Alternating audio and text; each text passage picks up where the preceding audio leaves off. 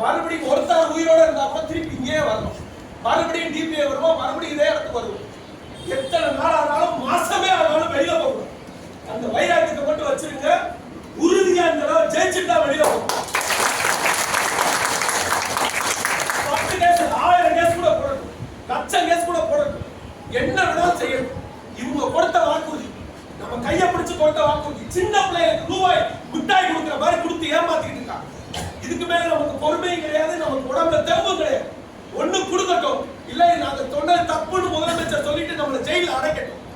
இந்த தேர்தலை ஒண்ணு அவங்க நம்ம சிறையில நினைச்சிட்டு அதுக்கப்புறம் அவங்க தேர்தலை சந்திக்கட்டும், இல்ல இடைநிலை ஆசிரியருக்கு இவங்க ஆட்சி காலத்துல புடுங்கின அந்த சமவேளை சமூகத்தை, இதே திமுக அரசு புடுங்கின அந்த சமவேளை சமூகத்தை கொடுக்கட்டும். ரெண்டுல முடிவு செய்யாம எந்த சூழ்நிலையிலையும் பின்வாங்க பேச்சுக்கே இடம் கிடையாது.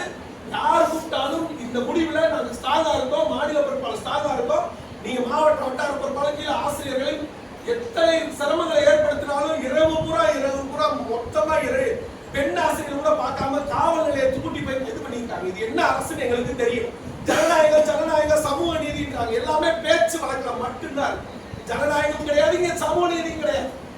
ஜனநாயகம்னா இரவு பெண் ஆசிரியர்களை எஸ்பா காலத்துல தான் கைது பண்ணும். இப்ப முதல் முறையா திருப்பி மறுபடியும் பெண் ஆசிரியர்களுக்கு பயந்து ஒரு அரசு கைது பண்ணி அன்னைக்கே நம்ம ஜெயிச்சுட்டோம் வெளியே போறோம். மனசுல அதை உறுதியா வச்சுக்கோங்க. எங்க விட்டாலும் சரி, எந்த இடத்துக்கு விட்டாலும் சரி, மாவட்ட வட்டார பொறுப்பாளர்கள் உங்களுக்கு கை காட்டுவாங்க, அந்த இடத்துக்கு வந்துருங்க. மறுபடியும் போராட்டம் நடக்கும். இன்னும் இவங்க அடக்குமுறை அதிகமா ஏறினாங்கன்னா மாநிலம் முழுவதும் போராட்டம் நடக்கும். தமிழ்நாடு முழுவதும் அத்தனை இடங்களில் போராட்டம் நடக்கும். கொஞ்சம் உடல் நலத்தை பார்த்துக்கோங்க. உடம்பு முடியாதவங்க உங்களுக்கு ஏதாவது வேணும்னா எங்களை கான்டாக்ட் பண்ணுங்க. பொறுப்பாளரை கான்டாக்ட் பண்ணி மருந்து மாத்திரை ஏதாவது வேணும்னா கண்டிப்பா உங்களுக்கு நாங்கள் வாங்கி தரக்கு தயாரா இருக்கோம். அரசு எதுவும் செய்யாது. அரசு நம்மளை கொள்ளாலும், அரசு நம்மளை கொண்டு போட்டா கூட நம்ம போராட்டத்தை நம்ம நடத்திக்கிட்டே இருக்கோம். எத்தனை பேருனாலும் அவங்க என்ன வேணாலும் செய்யட்டும். இந்த முறை போராட்டம் நிச்சயமாக வெல்லாமல் கீழ் திரும்ப மாட்டோம்.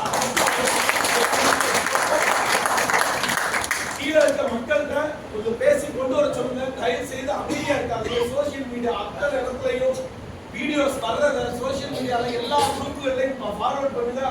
அதுதான் நம்மளுடைய மிகப்பெரிய பலமா இருக்கும். வேற எதுவுமே நமக்கு ஆயுதம் கிடையாது. அரசுல 1,15,000 காவல்துறையினர் வச்சிருக்காங்க. தேவைப்பட்ட அரசு ராணுவத்தை கூட கூப்பிடுவாங்க.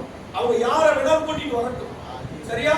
எத்தனை ஆயிரம் பேர்னாலும் வரட்டும், எத்தனை துப்பாக்கினாலும் எடுத்துட்டு வரட்டும்.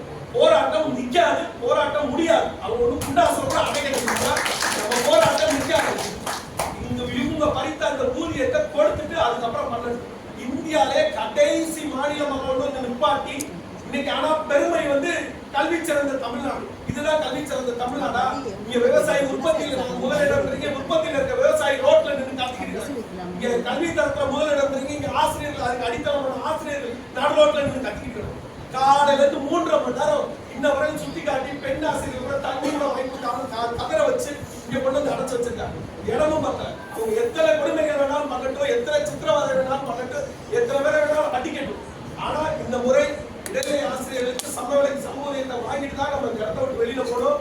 யார் இருந்தாலும் இல்லாவிட்டாலும் மாநில பொறுப்பாளர்களை கொன்றே போட்டாலும் நீங்க தொடர்ந்து போராட்டம் நடத்துங்க. கடைசி உயிர் இருக்கும் வரை போராட்டம்